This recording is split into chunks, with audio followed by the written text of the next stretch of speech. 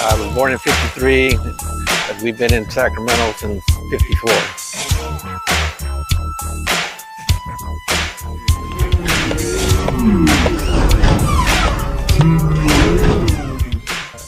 Bobby Vasquez, Boulevard Bombs, Sacramento, California. I've been lowriding for now 45 years. Lowriding is in my blood. I think I'm gonna go out lowriding.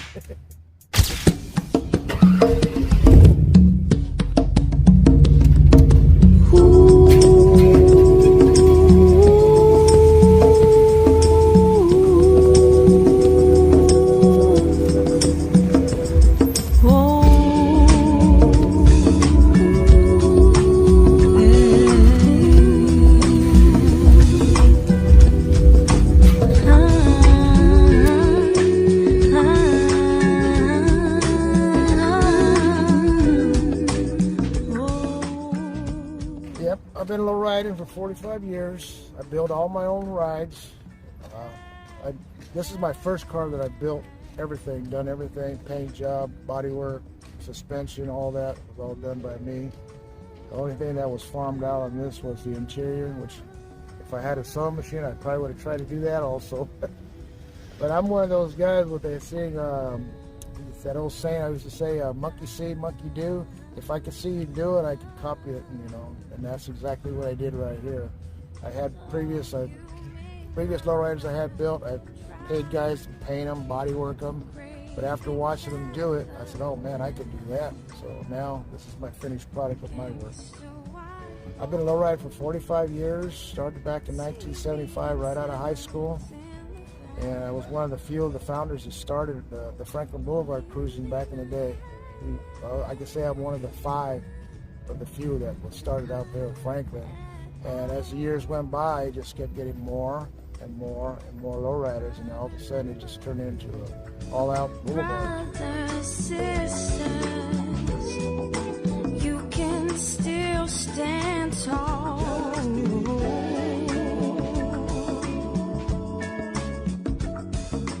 Digging the scene with the gangster lean. I miss those days.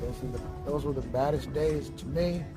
When you work on your car all week long, for it to bring it out on a Friday night, Saturday night, Sunday in the park, Friday, Saturday night boulevard cruising. And I guess I picked up all this. I got all this from my uncles, watching my uncles build their cars. My first car was a hot rod, because my uncles were hot rodders. Then I have my family in LA, which they were lowriders, and they kept convincing, you guys need to go lowrider, you need to go lowriders. And finally, the lowrider hit when my brother sold me his 1954 Bel Air hardtop, and that was the day I became a lowrider when I bought that car from him. And I drove that car around original for years, and then once I graduated from high school, I had it painted. And then after that, it became a weekend car. No longer was a daily driver no more. I had to buy a second car to drive for a daily, because no longer brought that one out on a daily. As I used to drive that first car, I used to drive it daily to work. It was my daily driver. Worked in it as I went along. Eventually, it was all complete and fixed up and became a show car. I've owned this one for 20 years. It was a 10-year build. In the garage, worked as a warehouseman for Blue Diamond Almond downtown, and there we worked 6 days a week, 10 hours a day, and I found a little time what I had to put time into this one to make it a lowrider. And I chose a wagon because I don't like having what everyone else has. So that's why I went with the wagon. And at that time, you know, with the kids and all that, they needed their own doors to get in the park. So that's why I went with the 4 doors. Well, there's nothing wrong with 4 doors. I had a 37 Chevy that I lost in 2000, and the garage caught on fire. So the car burned to the ground. So that was a sad day. And then that's when this car came into play. After I lost my 37, and I said, okay, I need something else.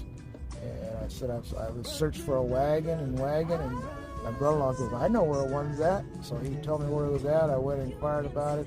The guy goes, no, I don't want to sell it because I inherited it from my uncle. So I said, okay, well, here's my number in case today, you know, you decide, you know, you don't want it or whatever like that. Here's my number just, you know, for that day. 7 months later, he calls me up, tells me, hey, you still interested in the car? I said, oh, yes, I still haven't found one. I still want one. So I went over there, drove the car, purchased it. I'm currently building a car for my wife right now. It's a 54 also. I love 54s, and this one's going back to my roots with a 54 hardtop. And it's now in the bodywork stage on her car. Hopefully by this next year I could have it done. This I'll be doing this to the day I die. I'm fascinated with automobiles, and I'm lucky enough that I have the talent that I can work on it.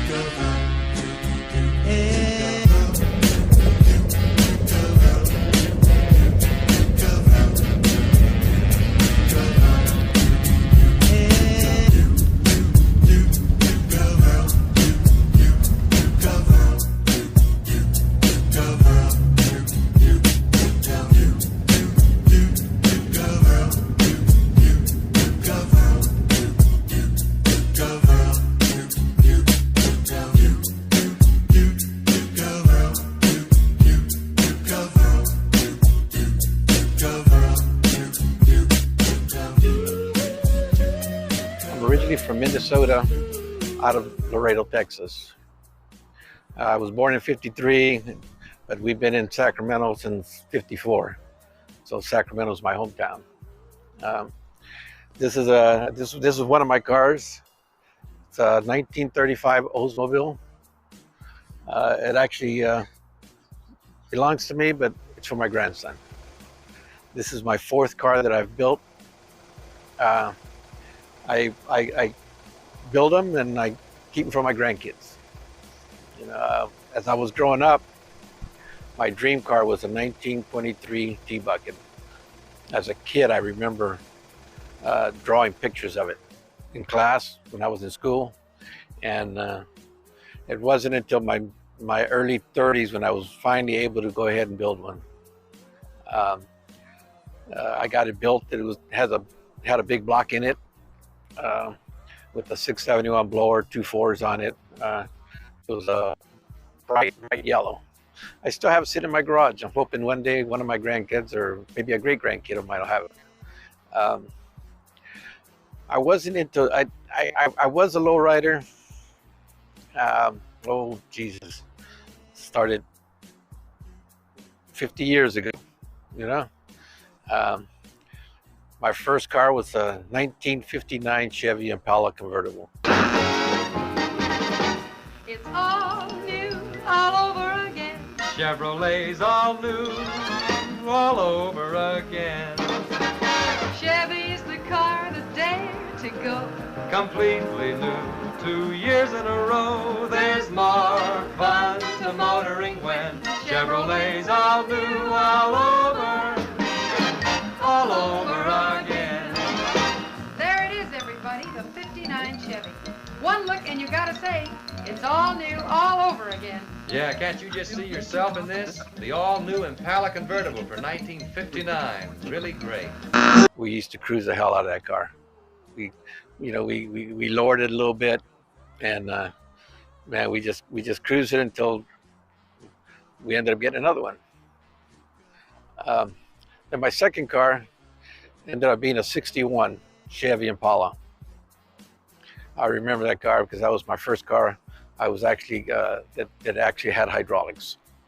This was back in late '69, early '70s. From what I understand, I was the first Mexican in Sacramento to have hydraulics. And back in that day, you could count how many people in Sacramento had hydraulics. Like 5 or 6 that I knew of.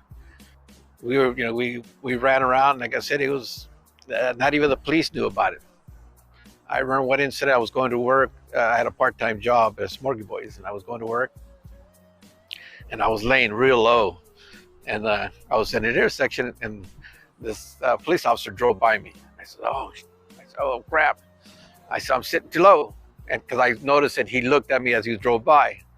So he went up, parked on the side of the road, waited for me, and he checked, and he said, "Man," because I apologize. He says, for some reason, I thought this car was lower than what it looked." When I was a youngster, we used to low ride down Franklin Boulevard, and guys used to joke a lot. "Hey, take the sandbags out of the back of your trunk," because I guess some of the guys used to put sandbags to lower the back of the cars. A lot of people think it's a joke, but it was true. In some sense, it was true. Like I said, in my case, I was very fortunate. I had a set of torches. I would get up underneath to heat the springs, lay it, we were gone. Why? Because I like building them. I like talking to people that put these motors in them. How did you do that? Hey, I did this, I did that. I fabricated this, and I had to do that to it, and that's the thrill of building a car, is being able to do it and make it work. When a lot of people say, "Well, that'll never work like that." Well, a true car lover will make it work. He'll make it work. I just enjoy driving my car. I fix it. I enjoy driving. The grease under the fingernails, greasing your hair from underneath there, touching that rear end, or grinding something, or pulling a motor apart, and they tell you exactly what they've done to the cars. Those are your car persons. Those are the people that like I said, have their heart in their cars. I still have my original car, and like I said, I'm working. This one belongs to my grandson. I'm working on a '37 Nash Ambassador right now, and that one will probably go to my youngest grandson when I die. And like I said, when I'm gone, something of me will still be here. But Sacramento, it's actually been very well united with the hot rodders and the low riders. You can go to a hot rod event with an old car or a low rider, and they treat you with open arms.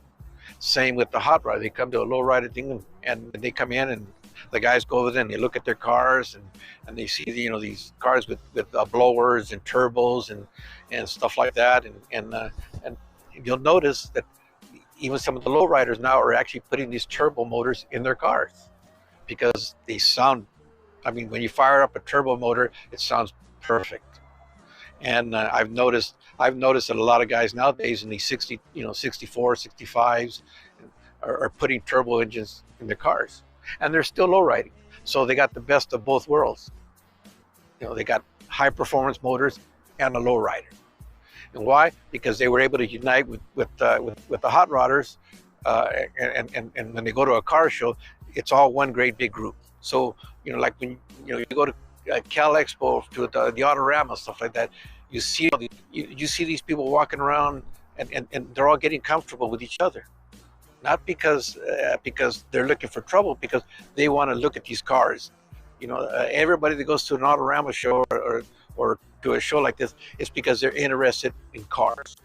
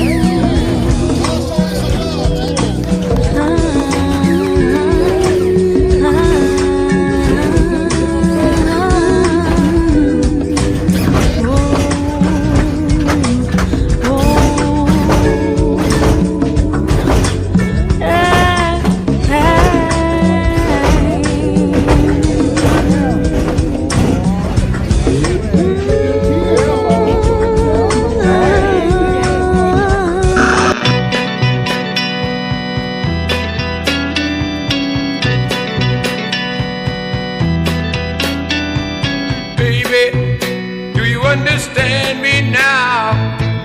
Sometimes I feel a little mad, but don't you know that no one alive can always be an angel? When things go wrong, I seem to be bad. I'm just a soul whose intentions are good. Oh Lord, please don't let me be misunderstood.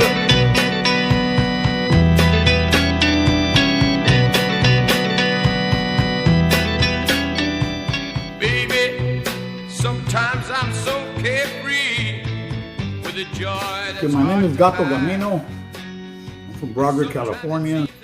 In Sacramento, we represent the Lolistics Car Club.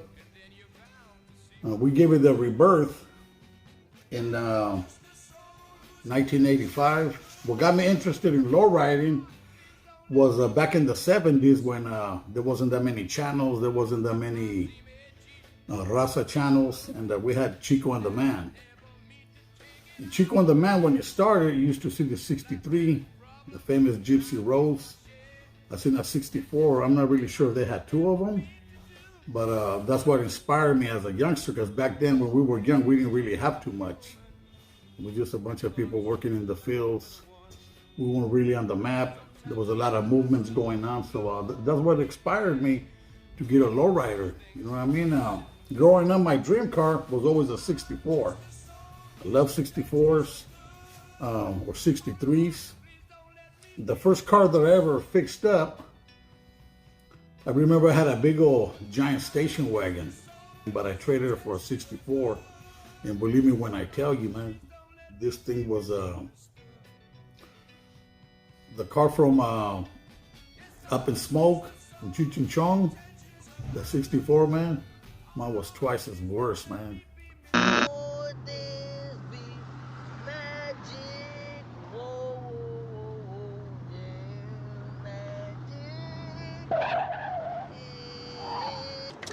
Hey, Double Bubble.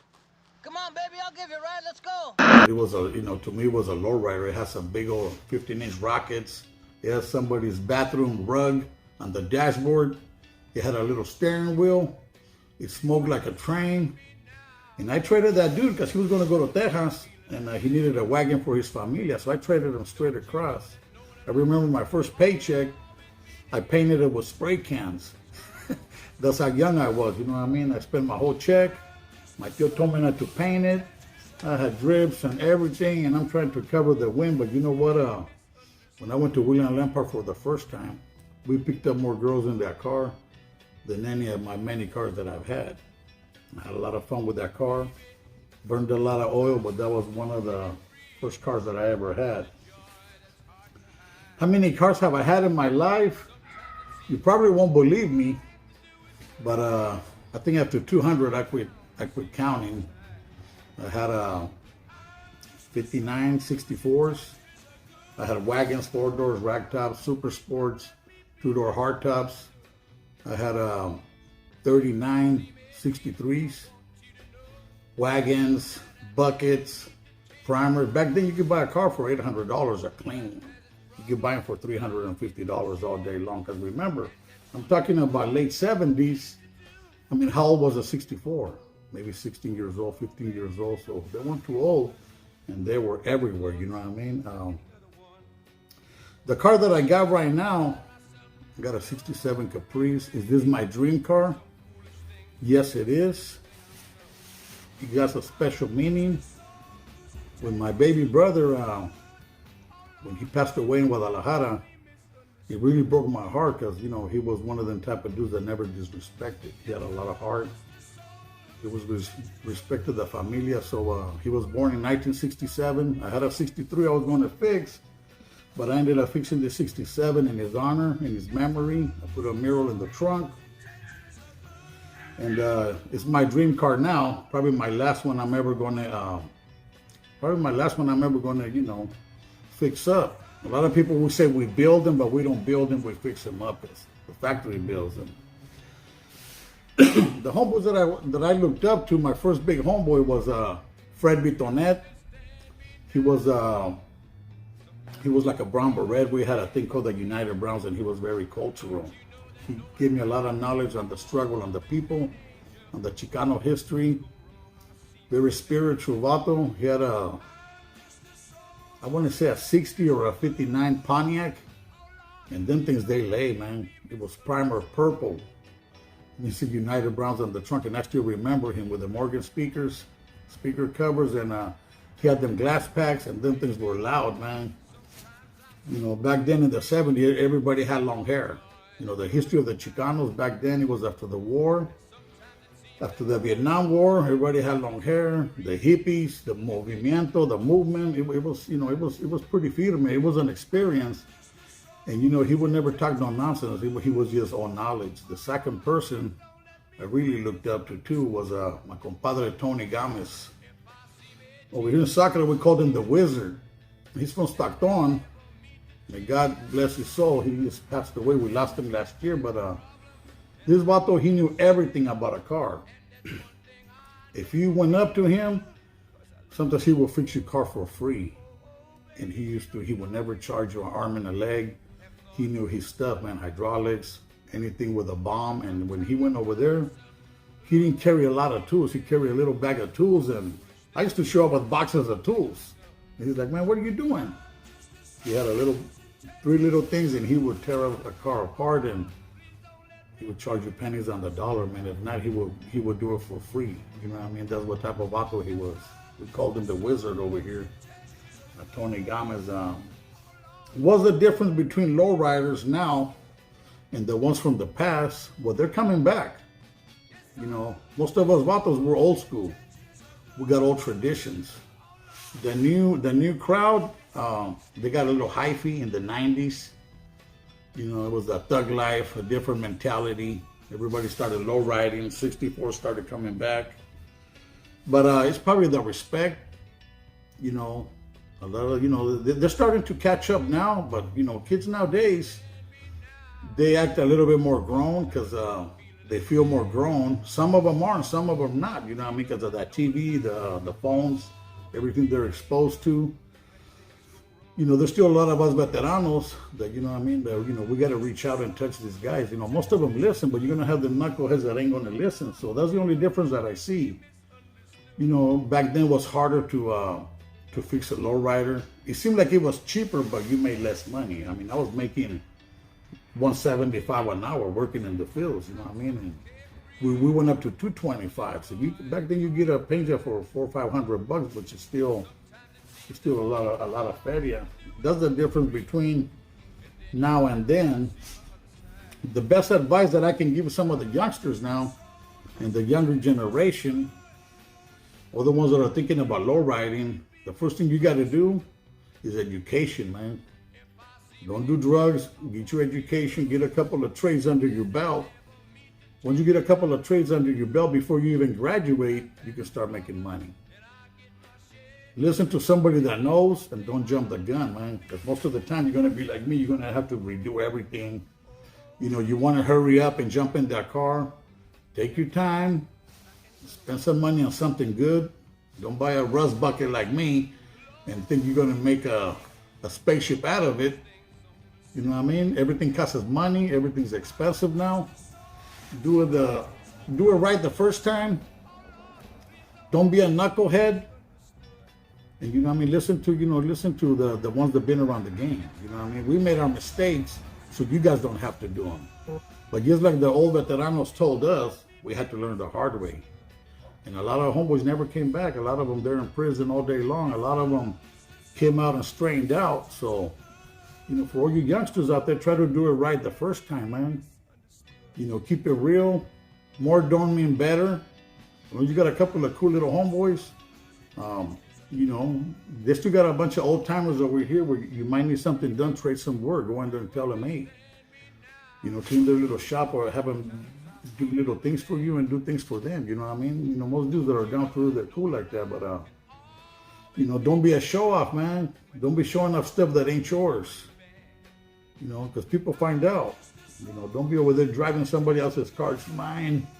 You know, people now, they don't miss a beat. Be real to yourself. If you can't be real to yourself, you're never going to be real, man.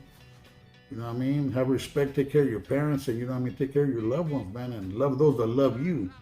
But you're going to have more people that are going to hate you. But it's not really hate. They're going to be jealous of you. Just keep back, man, and live your life, get your education. And that's pretty much all I got to say, man. You know, you guys stay up out there, man. It could be a good day out there. Right now, everybody's getting along and everything, and, you know, we want to keep it that way. We're pushing for unity. We're pushing for unity with all the car clubs, you know what I mean? The Lolistics, we follow everybody. You know what I mean? We follow everybody, you know what I mean? We don't have nothing against nobody. You know, we got to keep the unity going.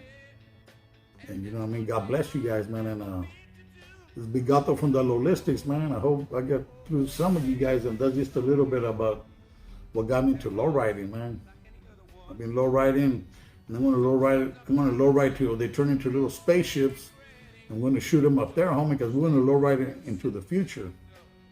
Órale pues. Oh Lord, please don't let me be misunderstood.